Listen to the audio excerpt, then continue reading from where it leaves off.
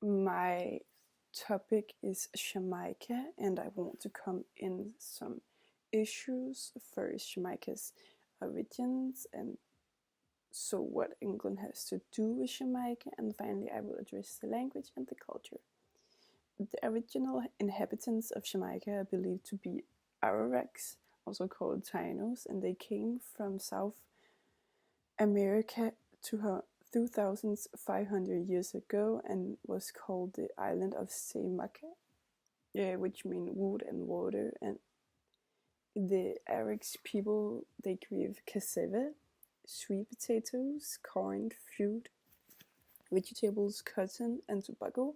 And the tobacco was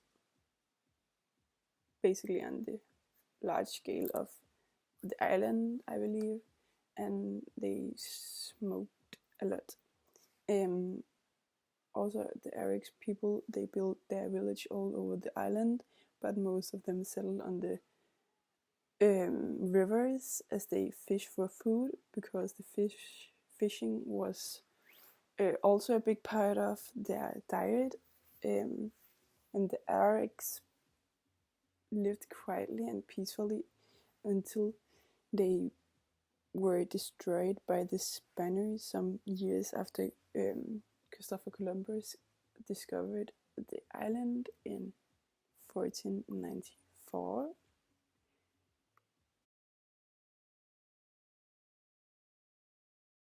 On May 5th, 1494, Christopher Columbus, the European explorer, sailed west to come to the East India and came across the region now called the Caribbean. Landed in Jamaica, and this happened on his second trip to West Indies. And upon his arrival at St. Anne's Bay, found the Christopher Columbus Arawak Indians staying on the island. Originally, Christopher Columbus believed that these Indians were hostile when they attacked their men as they attempted to land on the island, and when he was determined to annex the island in the king's and queen's Spanish name, he was not discouraged, and Columbus also needed water and wood and a chance to repair his vessels. So he sailed down to the coast at the dock at Discovery Bay, and the Arawaks were also hostile at the Spaniards.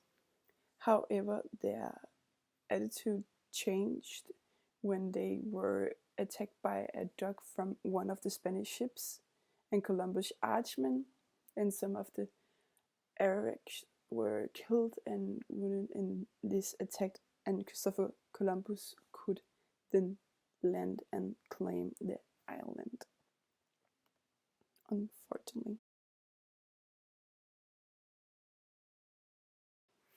Jamaica served mainly as a supply base, then food, men, arms, horses, and they were sent to help conquer the US mainland, and the cities were slightly more than settlements, and the only city that was developed was the Spanish city, and the ancient capital of Jamaica, then called Santiago de la Vega. It was the center of the government and commerce and had many churches and monasteries. On May 10th, 1655, Admiral William Penn and General Robert Venables led a successful attack on Jamaica, and the Spaniards surrendered to English, liberated their slaves, and then fled to Cuba. It was this set of liberated slaves and their descendants who became known as Maroons, and the early period of English settlement in Jamaica focused heavily on buccaneers based on Port Royal, and the buccaneering had begun on the island of Tortuga and Hispaniola, and they were a wild, rough, and ruthless set of sailors, and they took their gold, silver, and jewels to Port Royal, and the Port Royal prior to this time was a significant city in Jamaica and under the leadership of buccaneers, and the city grew within a decade and won to become known as one of um, of um, of the richest and wicked cities in the world, and the biggest buccaneer captain of all was Henry Morgan, and he started as a pirate and later became a private person. And Henry Morgan graced with relentless Spanish fleet and colonies, and he kept the Spaniards busy defending their shores, that they did not have time to attack Jamaica. And Henry Morgan was knighted by King Charles II in England, and was appointed in lieutenant governor of Jamaica in 1673, and Henry Morgan died in 1688. And a violent earthquake destroyed Port Royal on June 7 in 1692, and the survivors of the earthquake that rose in Kingston left the gate, and the Port Royal became an important naval base in 18th century.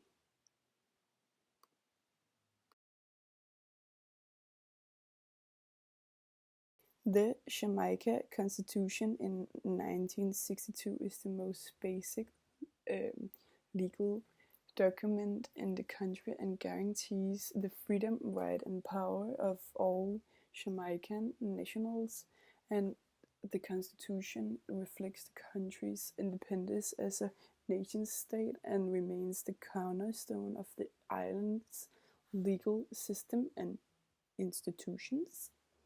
And the Constitution came into force on August 6 in 1962, when Jamaica gained political independence from Britain after more than 300 years of British colonial